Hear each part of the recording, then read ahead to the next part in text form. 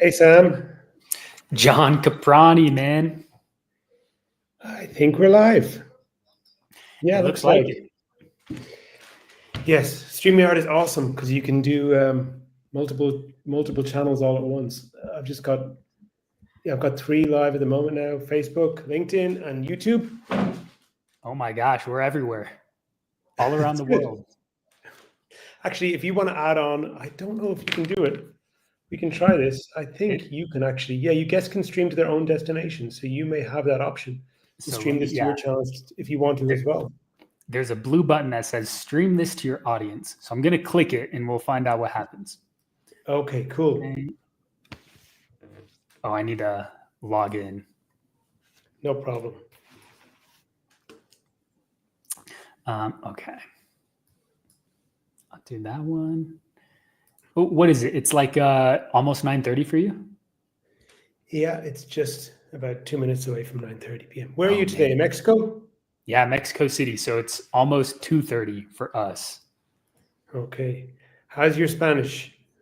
Oh, I mean, what a question to start this off with. It's one of my biggest emotional regrets. It's decent, and it always atrophies a lot when work gets busy.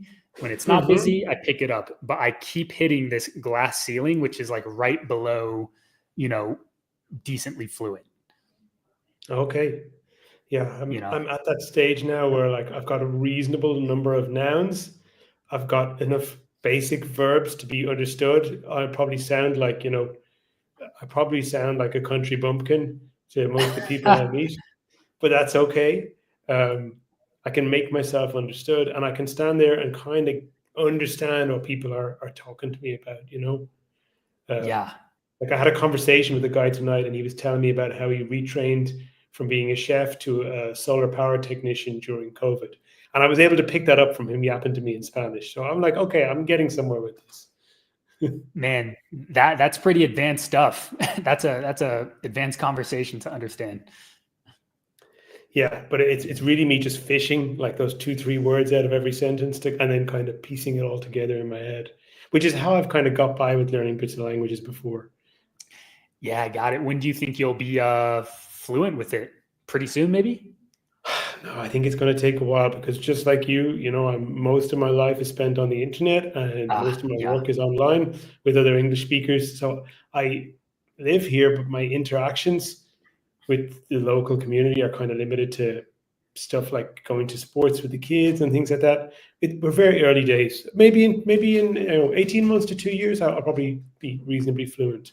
I need to start going out socially more, but I've kind of come to a point in my life where I don't like going. I don't like really going out socially because I got kids and stuff. So we'll go out as a family, but I'm not going to go to the pub and drink beers and yap with strangers. It's just not going to happen, Yeah, tough, man. Well, look, if I want to stream this, I have to like refresh this page. Should I just go ahead and do that? Give it a go. Let's see what happens. Okay. Let me do this whole thing again. Sam will be back momentarily for those 2 people who are watching, both of which may actually be me. Okay, let's put him back on stage. Okay, stream this at a destination, Facebook profile. Oh, just so many connections. As I'm doing this, the one thing I will say is I did start doing salsa dancing. Oh, can you hear me still? Oh, yeah. So I started doing salsa dancing, and that has been infinitely easier. Yes? Yeah. It won't let me do it. So I can't, it says it can't connect to Facebook for some reason. So don't worry. I think a couple of people will see us anyway. I'm gonna just send out a little message on my phone. So we're here tonight to talk about growing on YouTube, which is kind of your thing, right? It is my thing, what has not been my thing for the last 10 years. And in the last, let's say 4 months, it is now suddenly my full-time thing. So that's been a fascinating switch. Okay. But you've been like doing YouTube growth stuff for a lot longer than when it wasn't your main focus. It was just kind of part of what you did as a marketer, right?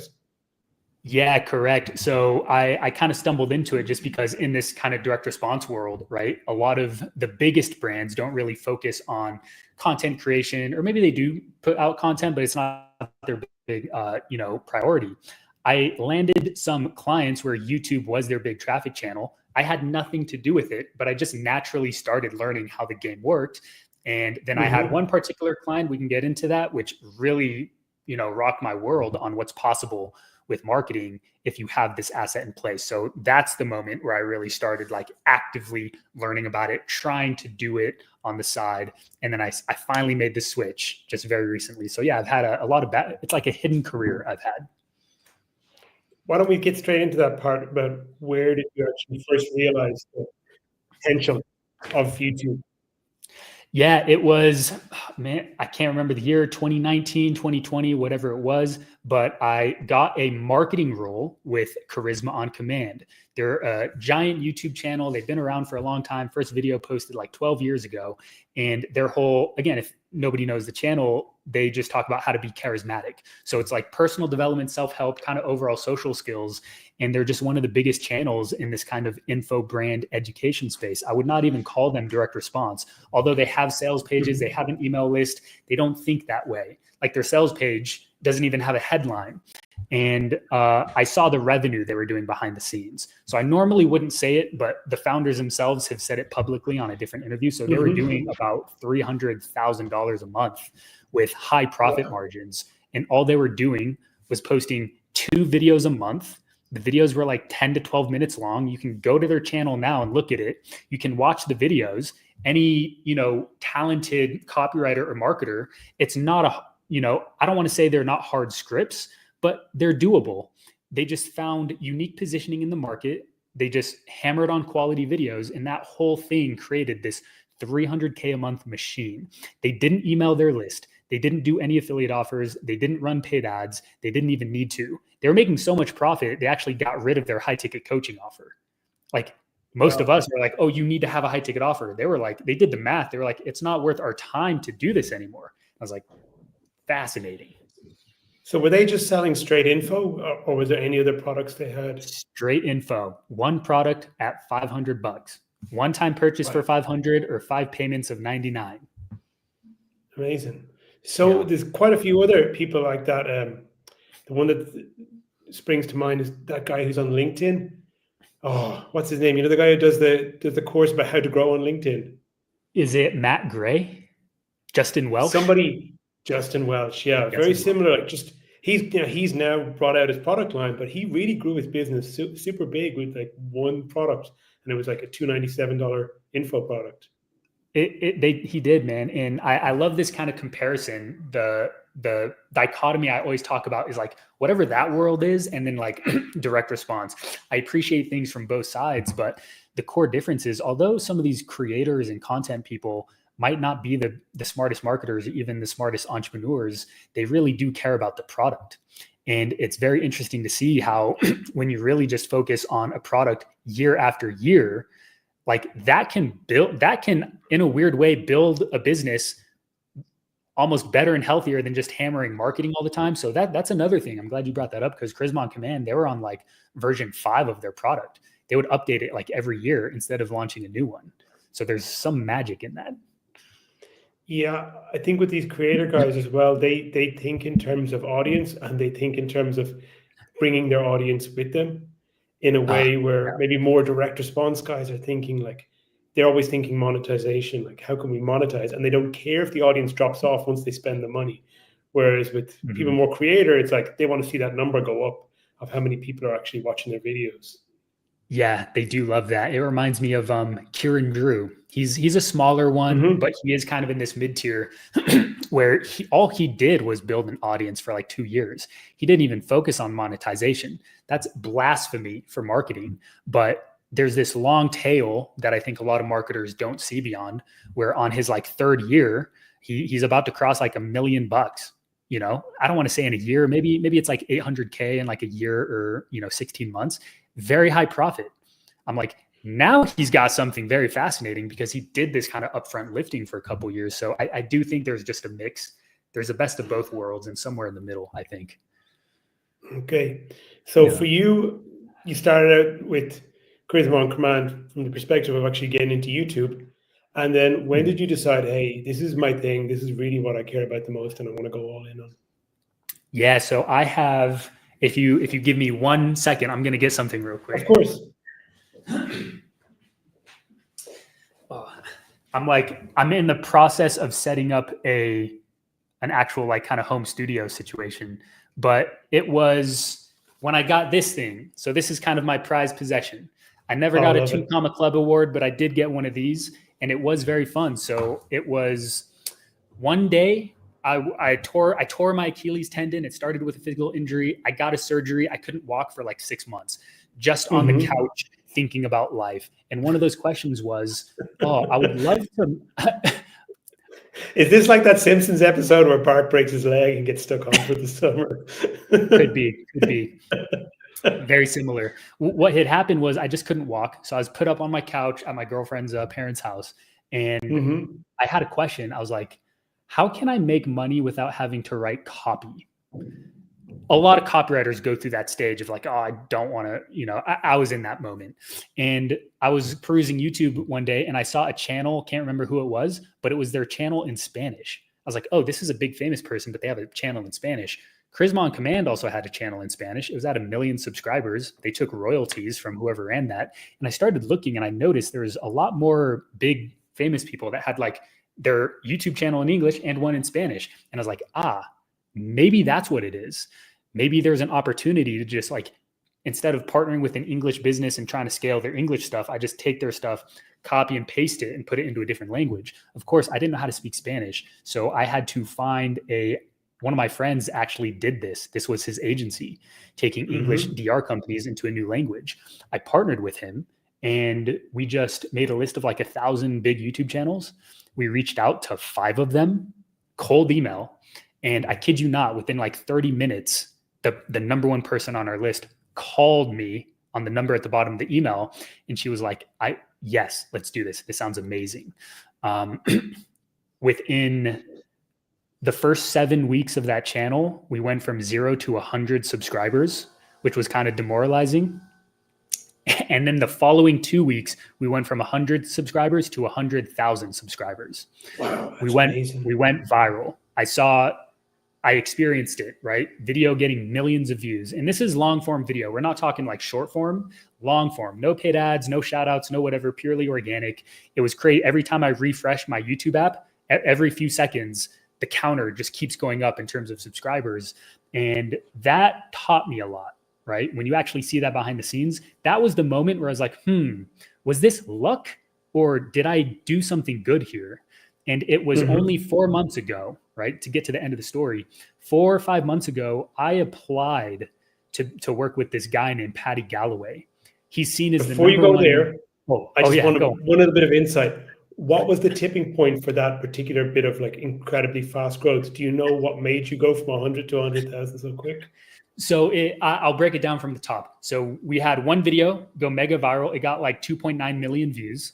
And that caused mini virality across 4 more videos. So we had 4 more videos kind of get lifted up that reached like 500 to 900,000 views. So I had this compounding effect, made a ton of money with the info product we had on the back end. And we look at that video, the video that went viral. Here's what's fascinating.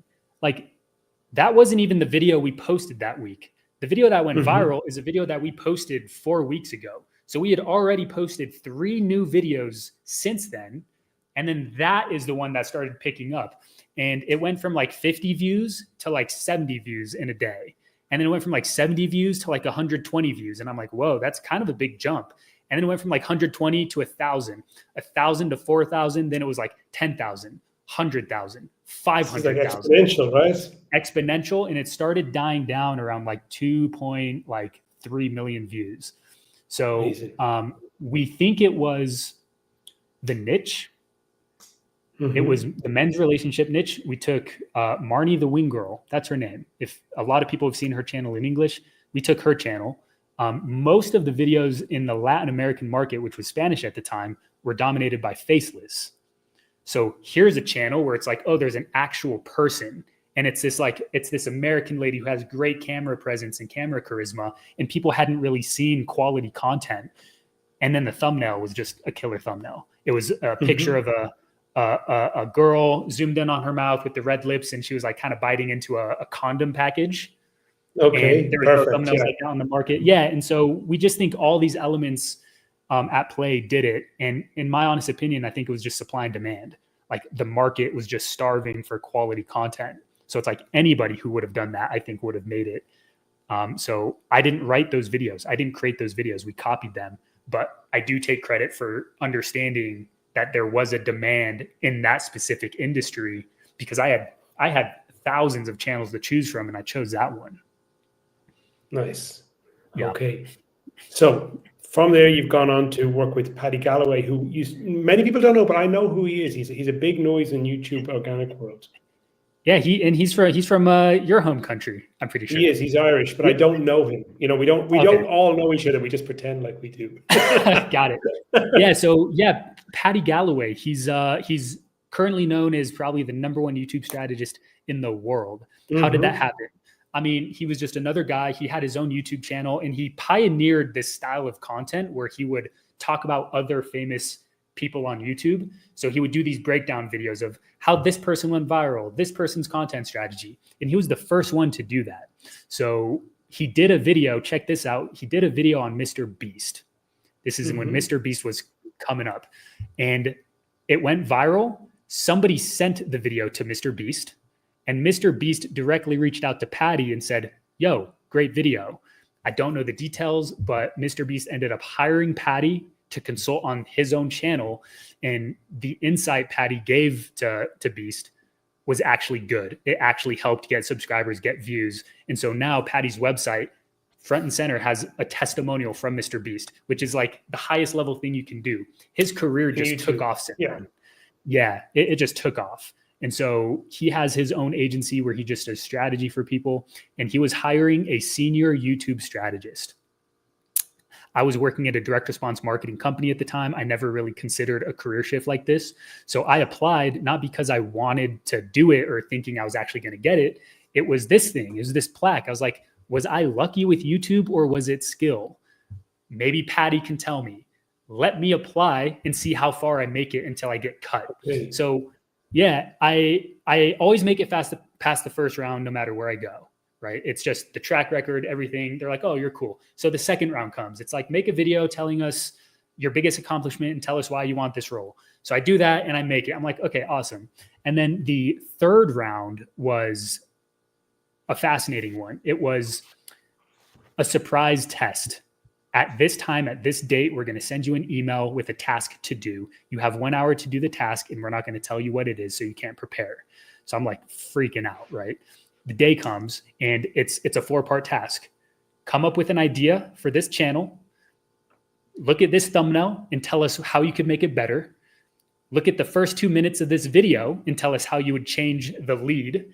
And then look at these analytics and tell us, based on these numbers, what do you see? Is the channel good, bad, video good, video bad? Did it, turned it in. I'm like, this is where I get knocked out. No way I make it past. I get the email. He's like, congratulations. You've made it onto the final round. You are going to have an interview with Paddy himself. I get on that call. He tells me more than 500 people applied for that role and only 5 people made it to the end. And I was one of the 5. And he said, I had the most unique profile because I actually had this like marketing background. Long story short, I didn't make it. He cut me at the very end, but he did say he thinks I would make a really good operator or even business partner. Not for him, just in some type of business. And that is when it stuck in my head. I'm like, I have this talent for YouTube.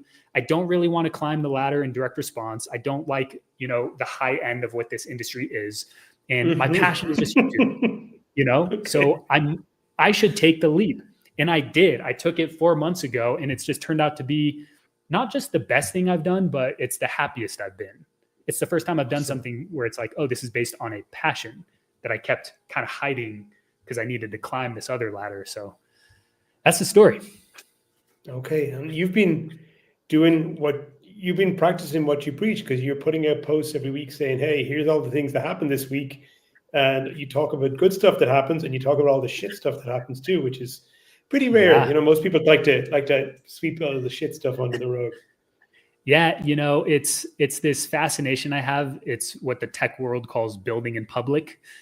So and that's one of my passions is I just want to do something where I can build something, and then my content is just kind of documenting that behind the scenes.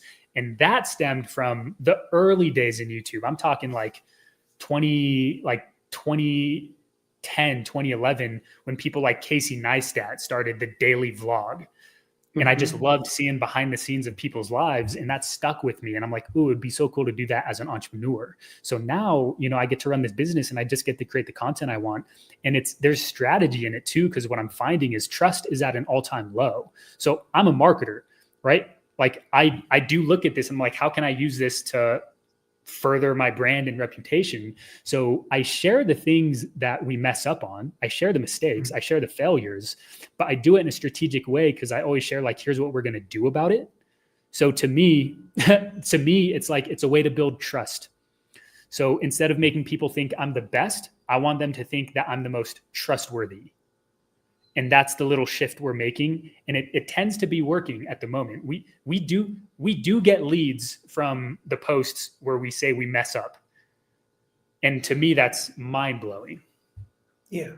I think it's to do with the fact that people who've been around for a while accept that everybody screws up. And they really value people who don't sugarcoat shit too much. Yeah, definitely. So it's all just an experiment. You know, it makes sense hypothetically, but we're just in the trenches, and we'll see if it crushes the agency or keeps growing the agency. I guess I'll let everybody know. So right now you're working on growing channels for some clients. Are you also growing your own YouTube channel right now, or is that part of the plan? Yeah, so really good question. So I have 2 channels that I own equity in. It doesn't have my face in it. It's this one I showed you. We have another channel in Spanish, and those are both on pause at the moment. In terms of a channel with my face on it, like Sam Ocean channel, yeah, like, you know, I bought the camera gear. We got the studio. I'm writing my first scripts. We're like ready to go very soon. It's just, I haven't the excuse of not having enough time. And I analyze this every day. I'm like, well, where can I make the time? And so this is why in the agency, it's like, well, there's a legitimate time factor happening, which is why we're building systems. We're starting to hire people so I can start to do this. Because what we're going to do, and I'm very nervous about this, I'm starting at 34 subscribers. I have 0 videos, and I'm going to tell people, hey, I'm going to document the journey from building a personal brand channel from scratch. And it's not going to be a channel where it's like how to make $500 a day, how to become a millionaire overnight, right? I'm not going to do content like that. I'm going to do kind of deeper, sophisticated content, more around the things I want to talk about. And I'm going to tell people, judge my agency based on my channel. And that's nerve-wracking. Yes, because the thing people judge YouTube channels on is that number, that subscriber number, right? And the thing about that is that number doesn't always line up with the number in the channel's bank account, because there's people who have small followings that make a lot of money, and people with big followings who don't make that much, right? Exactly. So no matter how many times we can talk about that, which is like, oh, you can have videos that don't get a lot of views or a channel that doesn't have a lot of subscribers, but it's generating the revenue, it's generating the ROI. Despite how many times you say that, kind of like that first thing you said, there's still this like animal part of the brain that will judge you based on how big or small that number is. And a part of our philosophy is, I want us to be the agency that does both the best. We get you the most views and we help you monetize. Everyone's like one or the other. I'm like, let's pioneer the approach in the middle. So I do want people to judge based on virality of video, based on subscriber count. You know, we get our leads with or without the channel. So we're kind of removing that as a factor. You know, pure content, pure reach, impressions. And can we really impress people? That's the key. It's easy to go viral on certain platforms. It's harder to go on YouTube, but you can have kind of shallow content go viral. That's what I stand against. I stand against shallow content, which is kind of what dominates a lot of these other platforms. So that's the goal. Can you make deep, passionate content that helps people actually go viral? So you said no shallow content. Does that mean you don't do shorts, or that shorts are only are part of, maybe are a minor part of what you're doing?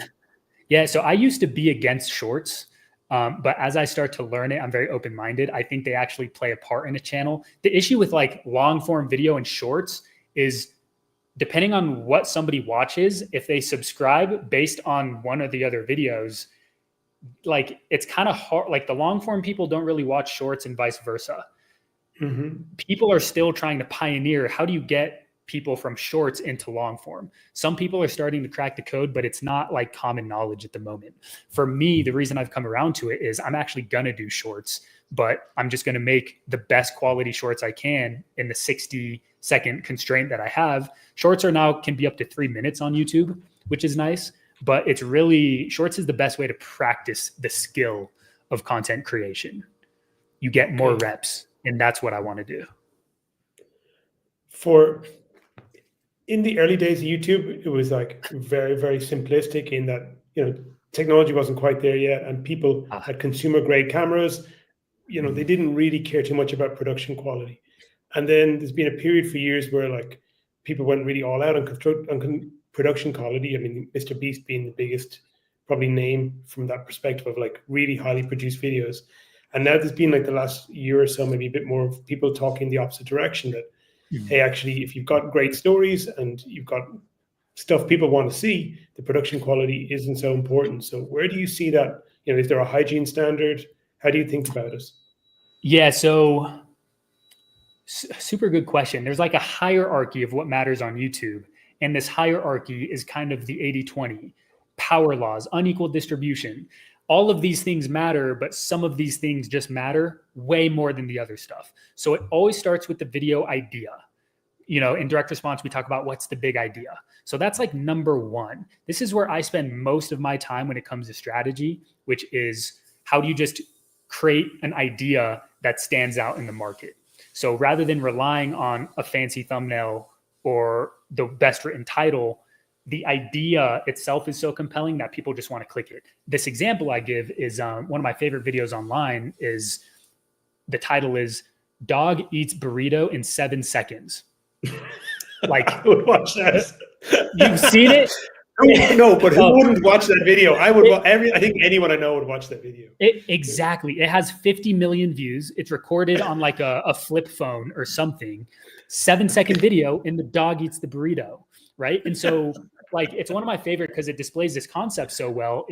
That's an example of an idea that's so compelling, and this is where people get tripped up on YouTube.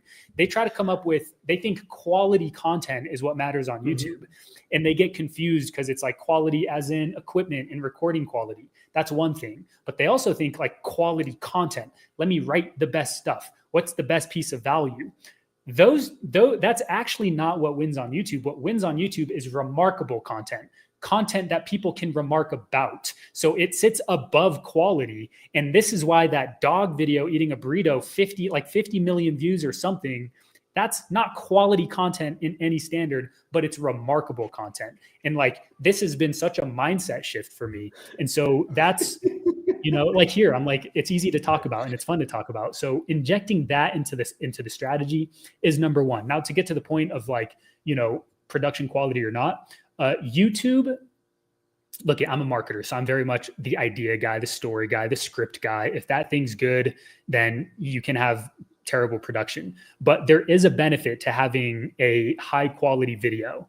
And it doesn't have to be with the fanciest camera, but if you have a nice setup, if you angle it a little bit different, if you kind of get the distancing between you and the camera and the background, if you have this little nice light or two, like that does make a difference, because with video, you're communicating the A message, which is what you're saying, but then you're communicating the B message, which is like what people are thinking, how they're judging. What you are.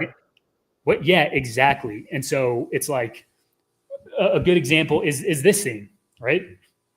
If this is hanging on my wall, it's going to say something about me regardless of my video quality.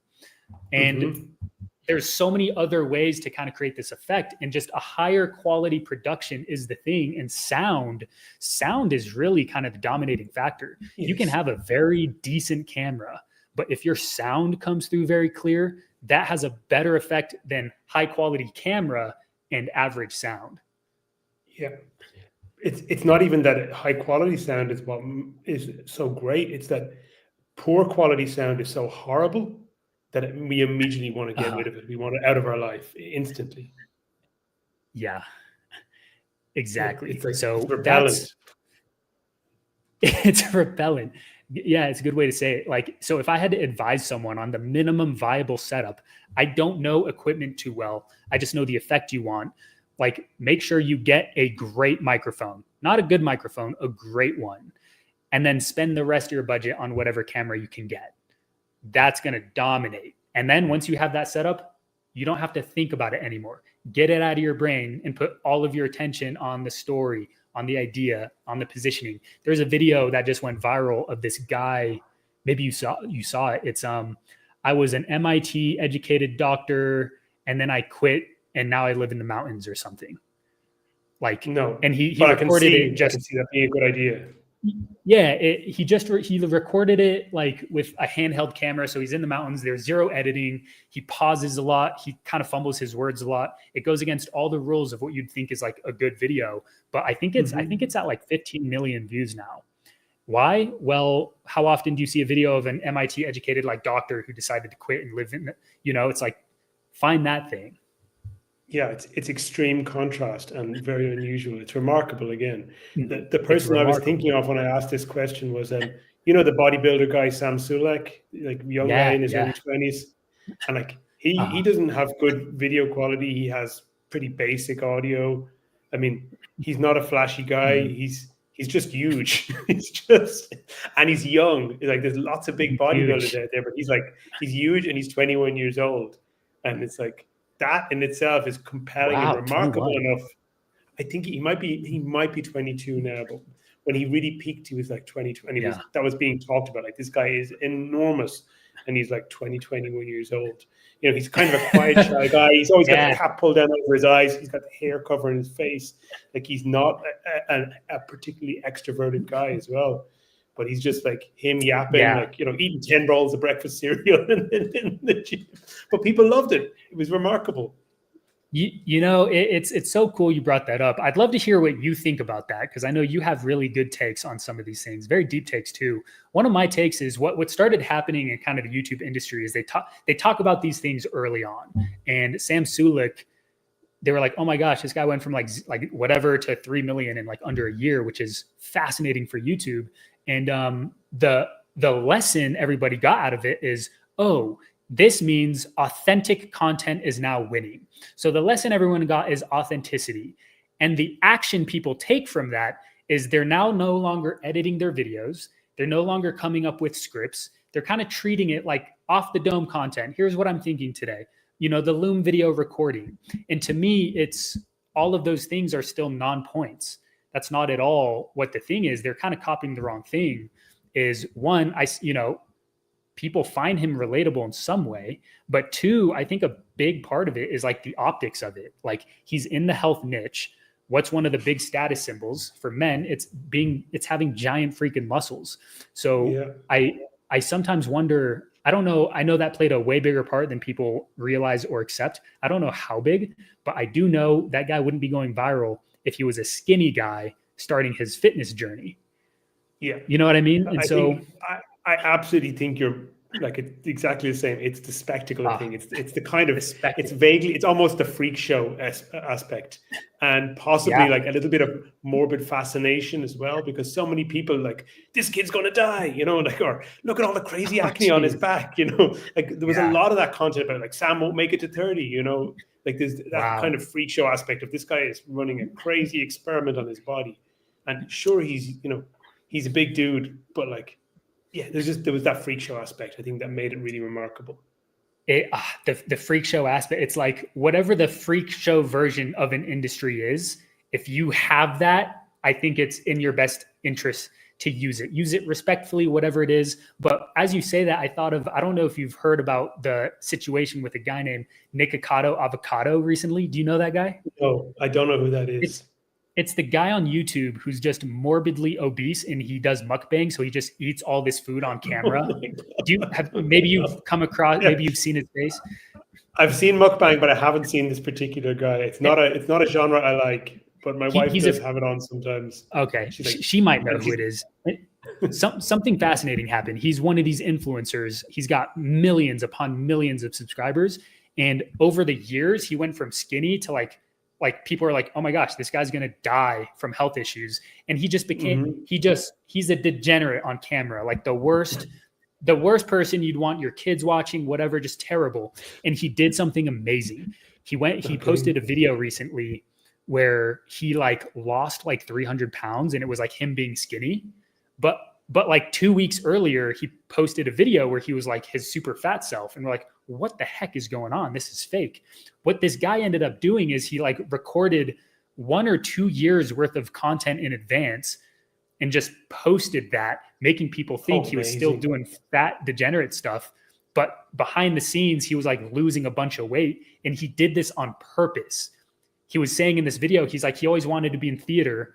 No movie would ever cast him. So he wanted to make his own movie. Why not do it on YouTube?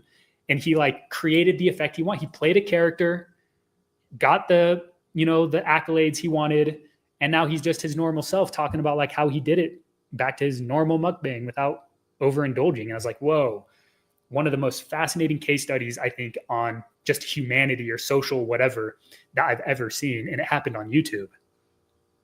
Yeah, that is interesting. The other one that springs to mind is, do you remember that comedian guy, Cat Williams? He blew up last year. Yeah. From doing Rogan and from doing that other podcast, Shannon Sharp, and both on YouTube. And why is because like he got on like and just started like just dishing gossip about all kinds of famous people that he knew from Hollywood. And it's like, again, it's that freak show aspect of it. Like everyone's like, oh, this guy's a genius. This guy's so brilliant. It's like, I watched it, I was like, this sounds like, this really to me looks like two guys just smoking a bunch of weed and getting high in Rogan's case. And then on the Shannon Sharp one, like, this is just two dudes just drinking a lot and talking shit. But people liked it because of that freak show aspect. He was like dishing dirt on famous people. It's like, that for me is like, I think that freak show aspect. And even what you said earlier on about Paddy Galloway, like blowing up from, what did he do? He did like a strategic audit of people who are already famous. So he's like almost piggybacking on the content of people who already have a name that other people can relate to and latch on to. Yeah, 100%, man. That Paddy thing, the thing that fascinates me so much, and this is what I love about content, is I think people look at it too linearly. There's all these kind of hidden benefits and effects that you can get, but you just can't track. And that's where people go wrong. It's like, it's not trackable, therefore I don't want to do it. Like Paddy, it's not that the viral video ended up on Mr. Beast's homepage. One of Mr. Beast's friends sent Mr. Beast the video. We've had situations like this where we have this giant multi-8-figure entrepreneur reach out to us, not because he saw our content, but because one of his friends saw our content and the friend texted it to him. And he's like, oh, you got to talk to these guys. So you're not just making content for like the avatar you want to work with. You're making it for them and their surrounding network. And really the goal is just try and get your piece of content in that general network, and it's going to feed up to the person that you want to meet. And I just keep seeing this pattern, Paddy being one of them. He had no idea that would ever happen. See, you're almost optimizing for something to be shareable. This is kind of comes back to remarkable again, right? Wow. Yeah. I didn't even realize it, but yeah, to be remarkable, to be shareable, you're just kind of putting more hooks out into the world. And the way that benefits you is, maybe I don't need to have a service, but I have a friend who needs a service. And then I see someone posting about the service. I'm like, oh, let me connect these two people, Mm-hmm.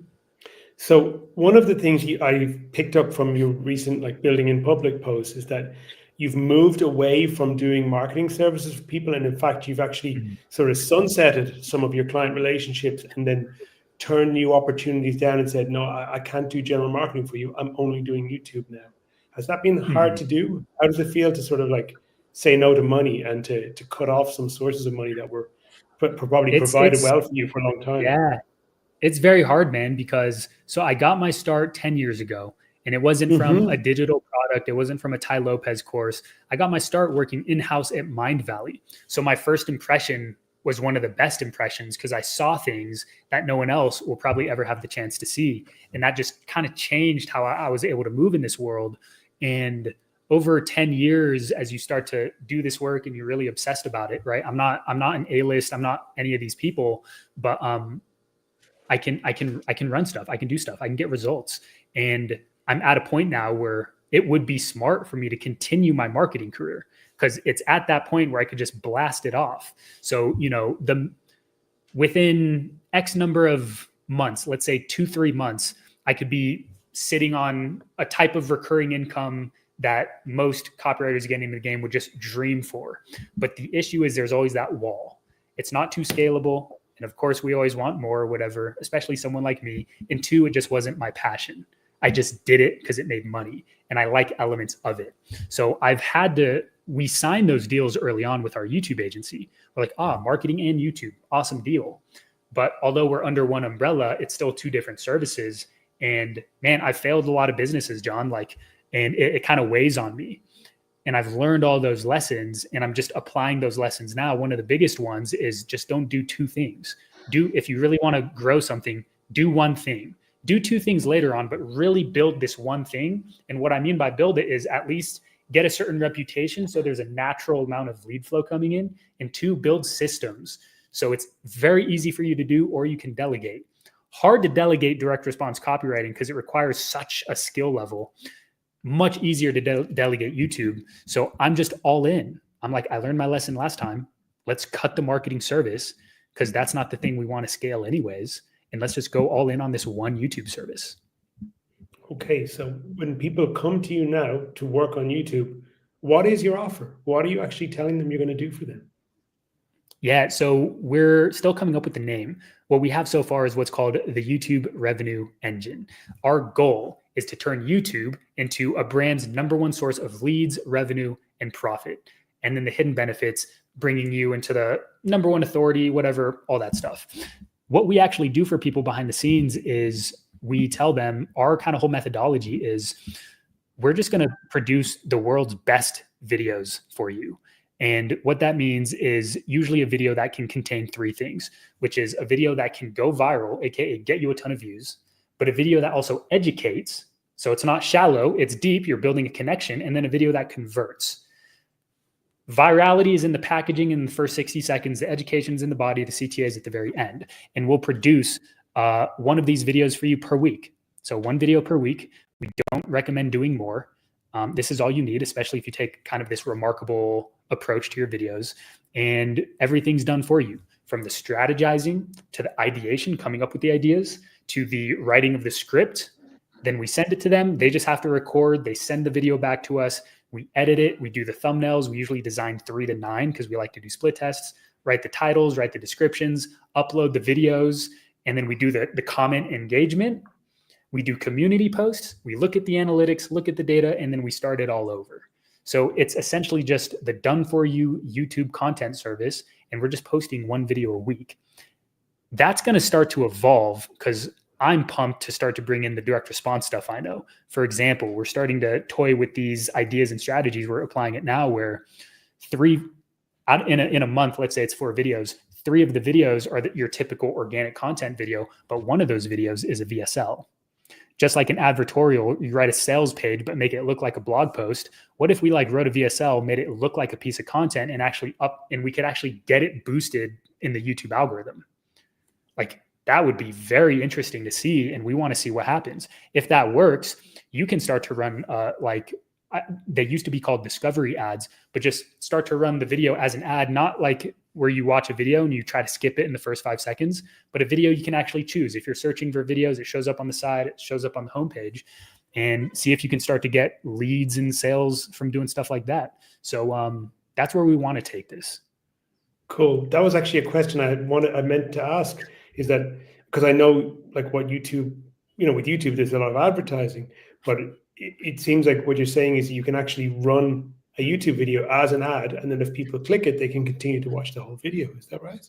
Yeah, exactly. So it's YouTube can be broken up into 2 styles of YouTube: SEO, which is like search, and then what's called recommended. So what everyone knows is YouTube is like, it's this SEO platform. And I have to give shout outs to Adam Linkenauger here. You probably know him. He's like the YouTube dude in our space. He's someone I've learned from a lot just from the distance. And I actually got this from him. Like, YouTube used to be a big SEO game. What's the tags? You got to put the right words in the title and whatever. It's like very much shifted away from that. And you can get way more views just based on the remarkability factor. So when you look in the analytics, you can get views from search, which is when someone goes to that bar and they type stuff in and then they find a video, but so much behavior, like there's a lot of people who aren't searching for stuff with keywords. They just open youtube.com and they like click on a video without ever typing anything in. That's called the recommended strategy. And then you watch that video and you see all those videos on the right-hand column. That's like the second area where you can get a ton of clicks to your videos. So a lot of our strategy revolves around how do we show it up on the homepage and in that sidebar. You can run ads to make your videos show up in those placements, and you can make them show up in the search placements, where if you type in how to set up a podcast and you get that list of videos, you can have your video pop up as like number 1 or 2 with ads. Okay. So thumbnail, title, everything. So at the moment, you're only doing organic traffic, people, but your intention is to bring paid into the mix sooner. Yeah, much sooner. And the reason this is because we frankly, we need a lot more reps to understand how it all plays together. What's the leverage here? We know there's something. We understand advertising. We know how this stuff works, but now we finally just have the clientele and the budget to do it. So we are currently, like, within the next month, going to start experimenting with this. If that all goes well, we're going to find, okay, this works, that works, whatever. Like, so I have a buddy who is actually doing stuff like this right now. Big CMO of a big company, and he will spend a couple $100 to $1,000 on an organic YouTube video. And some of the data he's getting is he can get someone to watch 22 minutes of a video for like anywhere between 20 to 80 cents. Wow. Yeah. Right. And so this is on the YouTube platform.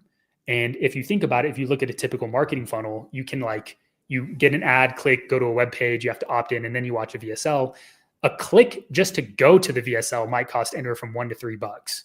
And then how much does it cost to get them to watch up to 22 minutes of a video? So if you just cut out that whole part and take this content, put it on the platform and just let people watch it on the platform, it's like, sure, like all is somebody watched this video for 22 minutes.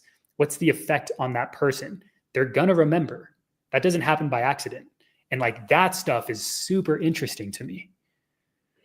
This is kind of another variation on kind of compressing the funnel, or actually like moving things outside of the funnel, but still having the same effect, right? Having a sales process that doesn't rely on the typical kind of linear funnel.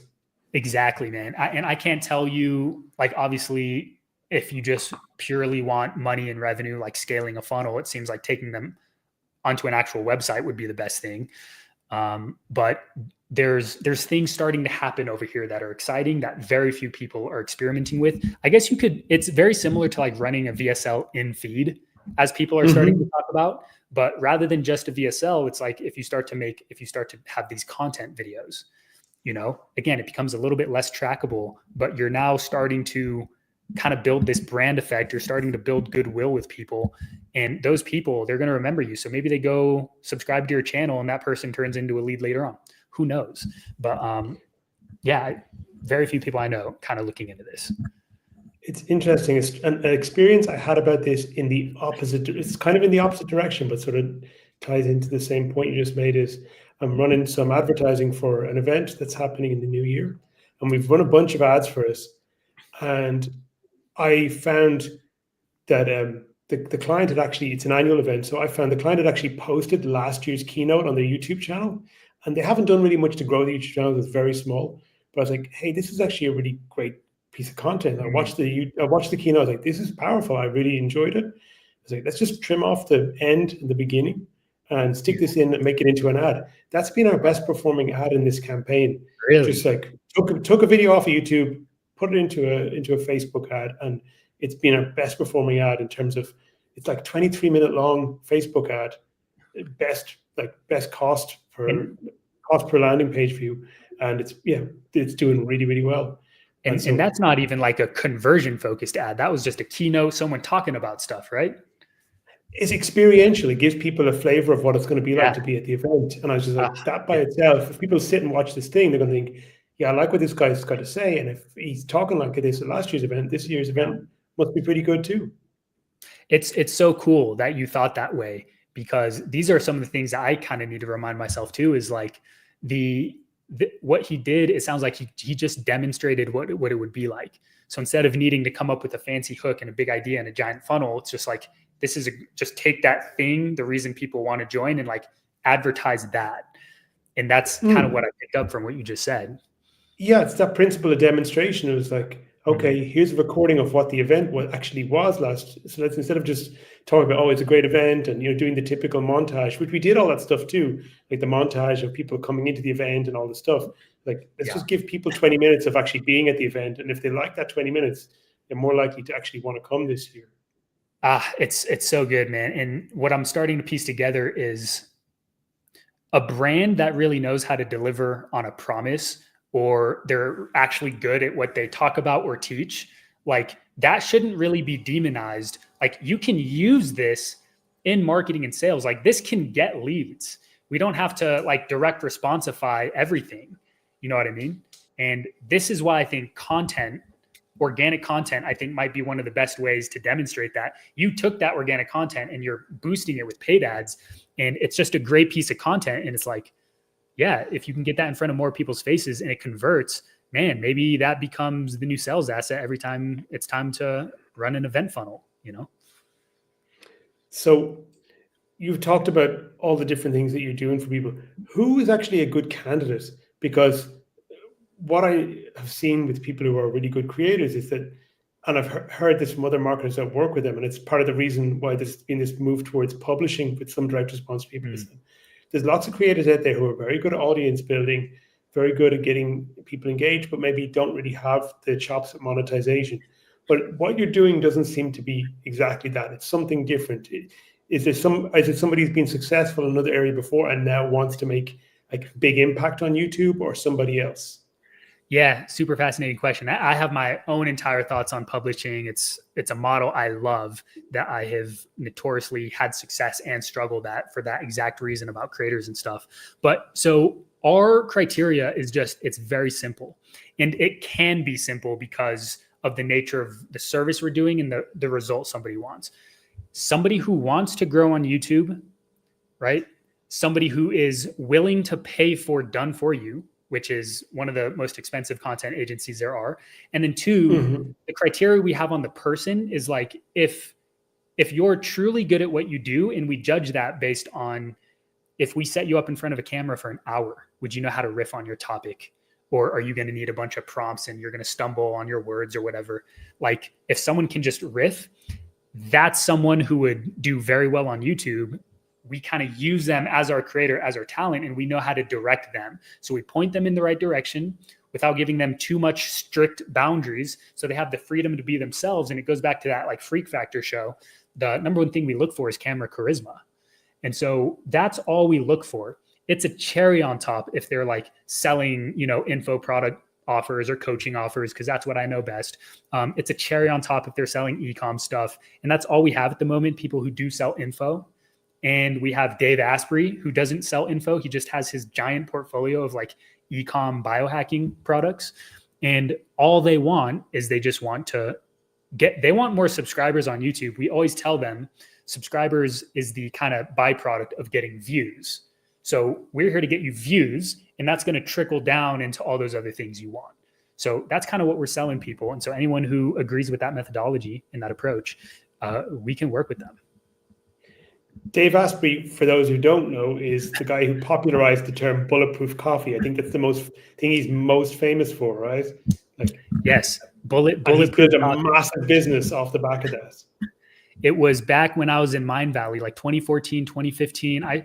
They're very big into personal development. They're kind of on this cutting edge of these new methodologies people are using. And I started walking into the office and I seeing all these people drinking their coffee, and they're slicing huge chunks of butter in it. I'm like, what is happening? And the guy's just like, have you heard of Dave Asprey? And that's when I discovered him. He was going. he was buying like big blocks of unsalted butter and making it in a NutriBullet, like like doing French press that's what they would do. They put it in NutriBullet with honey and unsalted butter and like drinking it. And really, I love it. I actually have to do that again. It's been a while since I've done that. Yeah, and so and this is what I loved, because it's these methodologies that have science behind it, and it works for certain people. And he blew up on that, right? And then he's a very smart marketer. He's a very smart entrepreneur, and his brain is just, it latches onto all this stuff. And he started kind of taking different pain points that people had with health and just creating the biohacking kind of physical version of the product to solve that pain point. And he now has this portfolio. He's now investing into different other health brands that I didn't even know he was a part of. He's writing books, he's creating content. He's like, we love working with him. He's just one of these perfect people who just wants to spread this message. He's not afraid to be controversial, not afraid to try new things. And money's not really an issue per se. So. And was he already active on YouTube before he started working with you, or is this a new venture for him? So he was active on YouTube, but like indirectly. So what a lot of people are doing now is, if you're recording a podcast like this, they'll like upload the video on YouTube. I think you do the same thing, right? And so that's what they did. They had a podcast strategy and they would upload it to YouTube, but it frankly wasn't getting traction. I can say that because that's one of the reasons why they hired us. So we came in to do two things: help their podcasts get traction, number one. And that's like secondary.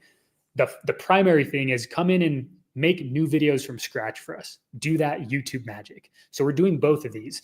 Man, within the first 30 days, like I saw the channel and I told them, oh, this is an instant win.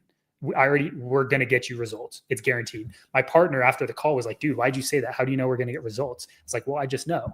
30 days later, we ended up getting them their first viral podcast video. It's sitting at 250,000 views now. We have their 30-day stats. We've doubled the amount of views they get. We've, I think, tripled the amount of subscribers, and we doubled the amount of watch time or something. All just by taking their podcasts, tweaking them a little bit, and boom, now they're getting way more traction. So perfect. Just to check on that, this is before you created original content. Were you repurposing existing content, fresh edits, and different thumbnails? What kind of stuff are you doing? Yeah, so all we did with the podcasts is we don't even really touch the podcast content. We just apply what we know is being podcast. It's called YouTube podcast strategy, which kind of comes down to it's always four things: the idea, which has nothing to do with us. It's just whoever you're interviewing and whatever you're going to talk about. Number one. Number two is the packaging. And that's two things. It's the title and the thumbnail. And that's the beauty of YouTube. Like, people judge their decision to watch your video based on those two little elements. You have this creative constraint. You have such little real estate, and their titles weren't good and their thumbnails weren't good. And what I mean by that is their titles would like lead with the name of the person being interviewed, and nobody knows who they are. They would write about the ideas, not in a compelling way though. They'd use these big fancy words that no one knows. And the thumbnails would just have the picture of them, picture of the other person, and the text was so small you couldn't even read it.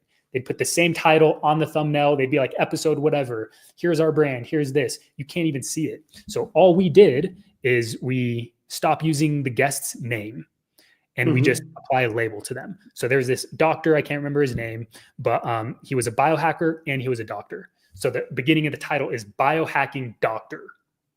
There's a little hook there. And then we just, come up, do the things you and I do in direct response. We just come up with a fancy, catchy thing. And then for the thumbnail, we just put both their faces on it. But instead of this long sentence that's like 20 words long, we reduce it down to 3 to 5 words. We're writing a 3 to 5 word hook based on the title.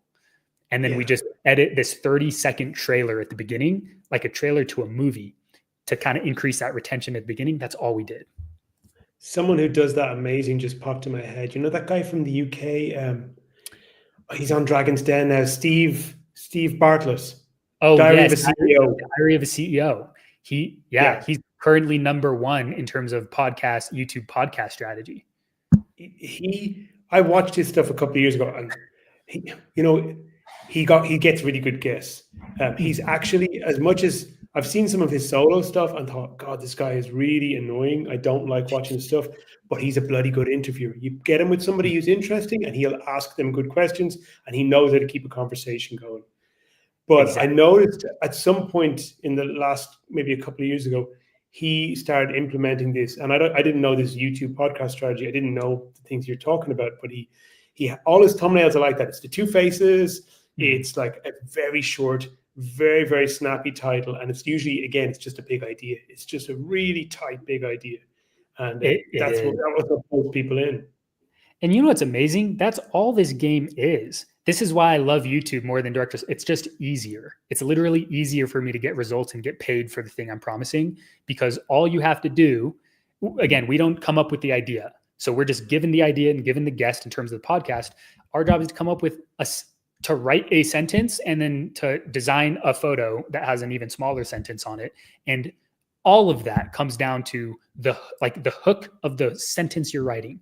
It's very much a copy thing. That's what I love about the podcast strategy. Yeah, I'm going to challenge you there, because you said you don't come up with the idea, but actually you do, because this is the same job that copywriters do, right? I mean, like, think about very famous Agora promo, The End of America. What the hell was that really about? Like, I've read that since that it's been a long time. I can't even remember what the story was about. It was sort of about this idea of like an economy in decline and things are going to get worse and you have to do this stuff to protect yourself and your family financially. But like that all got pulled into this one thing, The End of America. Now, there's been lots of different things written over the years. There's hundreds of thousands of hours of footage on YouTube about, economic trends or, the movement of the financial markets. So but what's that all got boiled down to once, like, 4 words, The End of America. Like, you're right. Coming up with the big idea is actually creating an idea. You're looking at a podcast or a piece of content or two people talking and thinking, okay, what is the big idea here? Like, you're extracting that. That's what copywriters do. You're right. It's good you called that out, because I usually attach them giving us the podcast as, oh, they've given us the idea. But you're exactly right. We watch it with a fine-tooth comb. We have 2 people watch the interview, come up with what we think the ideas are. And it's like, we have to be careful, because sometimes the podcast interview is about a ton of different topics. So if you pull out one of these topics and position it as the whole podcast, you might lose retention during the points where you're not talking about that hook. So if you can have this big idea that encapsulates the idea, like what's being talked about in the whole thing, you have this like winning approach. And so that's one of the things we look at. We haven't even told Dave's team this yet, but we do want to get ourselves involved on a strategy level where it's like, we do help figure out who the guests are, or before you interview them, we do help figure out, hey, try these sound bites. Dave, throughout this hour-long talk for 60 seconds, say this thing, and say this thing. So we can like cut those out and use those in the trailer, from the beginning. How can we feed marketing sound bites before they even record? So my brain just goes off on all these ideas right now. And so for a channel like that, if they've already got a format that's established of something like a podcast format, do you then just roll with that format, or do you see it kind of moving in a direction where there'll be not just podcasts and maybe some solo content going forward? Is that or different types of content besides podcasts? You said the word format, and this is such a good discussion, is all YouTube comes down to is content formats. So I'll get to that point real quick. The example I want to give is Mr. Beast. So he's one of the best creators to study for entertainment. It's harder to apply what I'm about to say for like education and selling stuff, more restricted, but Beast looks at his content in terms of formats too. And so a format could be when he's like, $1 hotel versus $1 million hotel. And like, that's the title. And if that idea works, he just takes that same thing across as many different fascinating objects. $1 pizza versus like $100,000 pizza, $1 whatever versus, and then like you just hammer that. And that's format number 1. And then squeeze all the juice, right? Exactly. And like this is what we want to do. Because when you find this idea that has this like psychological attention arbitrage, it is in your best interest to keep feeding the people what they want, because YouTube is kind of leechy. You know how in the direct response world, you see a successful offer, you just got this dark swamp of people who just go copy it, right? YouTube's the same way. The moment there's a viral video, the top YouTube strategists in the game know about it. They get it for like a month, and then the whole rest of the market does it. So Beast just finds these formats and then he hammers them. And a part of strategy is trying to come up with, well, what's the new format? And that takes a lot of creative work. So for education stuff, podcast, you have to think of it as the format is like two people having a deep discussion, right? So we get rid of the word podcast. Just think of two people going deep. That's one format. It is in a channel's best interest to keep experimenting with different formats because you never know what's going to work. So I don't even know what to call it when it's just a talking head and you're talking to the camera, right? I don't even consider that a format, but you know, it gets a little bit harder. For example, the interviews, street interviews. There's info channels that go around being like, I ask 10 millionaires what they do, how they get paid. Yeah, Daniel Mack. Yeah, you know, and that's the creative thinking you want to tap into. So we always start with monologue, talent in front of camera, 15 to 30 minute videos. That's like priority standard minimum format that we want to give to people. And then we start to come up with other creative things that we can do. Like 2025 is around the corner. So anyone who watches this, if you're in info, like you teach people stuff, now's the time to do your hour-long, marketing tutorial 2025. Like that's a format, right? For somebody who's not yet on YouTube and has enjoyed success elsewhere, maybe they've scaled something up on Facebook with paid or organic, maybe on Instagram, even Twitter, or they've actually just done something outside of not necessarily be a social media creation. What would be the sort of things that might tell you or for them to think about that's like, okay, actually YouTube will be a good place for me to go next? Yeah, so YouTube, I call it the most humbling platform in the world because if your videos don't get views, your video is just not good, right? And it's different for big versus small creator, but the heart is there. And with that said, it's also the hardest platform because it is kind of dominated by long form. It's not just text, it's video. So now you have these hidden elements of the freak show and are you even good on camera?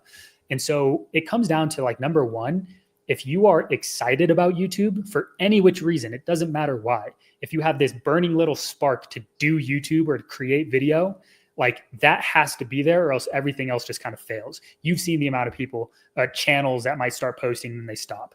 YouTube is so hard to be consistent with because the content has to be very remarkable too. So let's say someone has that passion. It's like, if you find yourself looking at what's on the market and you're like, oh, this stuff sucks. That person doesn't know what he's talking about. Oh, I could do so much better.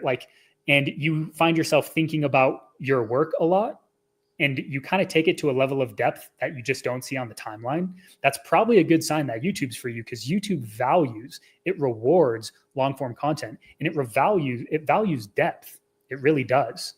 This is why these guys you can post a 2-hour video and it can go viral to millions of views. This is what a guy named Simon Squibb did. I think you probably know him. Yeah, yeah, really good. He posted that video. All it said was 10 years of marketing knowledge in like 2 hours and 20 minutes. Boom, went viral because he just talked about the thing he loved and he was good at talking about it. So that's what I would say. That's kind of like the only thing. Yeah, that makes perfect sense. I watched Joe Rogan and Mark Andreessen last night talking, and it's like, what is Mark Andreessen? He's a guy who's been investing in businesses for the last, 30 years or something. Like someone who's really like, very, very as deep as a person could be into his subject of interest. And it just reminds me, I gotta go find like those people, the people who have just done amazing accomplishments, have some of the best thoughts to share. They have like tens and hundreds of hours of video on YouTube. And so, Joe Rogan's an exception, but you'll have videos that have like 100 views and it's some billionaire who gave this keynote at some event nobody knows about. And the video is just the best thing you've ever heard, better than any marketing course. But people aren't exposed to it because the algorithm doesn't push it because didn't have a good title, didn't have a good thumbnail. So any of these videos that are like how I made $1 million in a year or how I make, $1,500 a month with my little side hustle, that's my sign to not watch the video. Yeah, I'm just thinking about like really memorable videos. One of the most memorable ones I ever saw was about a guy named Anthony Deedon. It was a piece of financial content, and it was a discussion about this Swiss investor. But what the hook was, the unique hook was that he only invested in businesses that existed for 100 years or more. That's cool. And he was like, and some of the businesses he had invested were actually like family businesses that had been running for 300-400 years. He's like, wow. I want to invest in stuff where if we put the money into it, that it's going to bring returns to my investors for the next 3 generations of their family. So they never have to actually sell the share once they buy it. So like what you just said works on YouTube. That's an example of what I would say is good positioning. What you just said isn't crazy. It's not the direct response origin stories that you hear in a VSL, but it's very real. And to your last question, if anybody has a unique perspective that's simple yet profound, that's a good sign to, whether it's YouTube or any other platform, just start to share that stuff. I love that. I watched that video like 4 years ago and it just popped like straight into my head there. Like that's a really unique piece of content. Wow. Yeah. You and I are a bit different because when I think about the videos I remember, it's nothing to do with like, learning stuff and information. It's always been these kind of entertainment style, but usually having a deep message. Videos that come to my mind are Casey Neistat, where he got paid by Nike to make a video ad for Nike's products. And Casey just blew the whole budget on traveling the world instead. And that video, ironically, got way more views than any other Nike ad they ever did, and just things like that stand out to me. Amazing.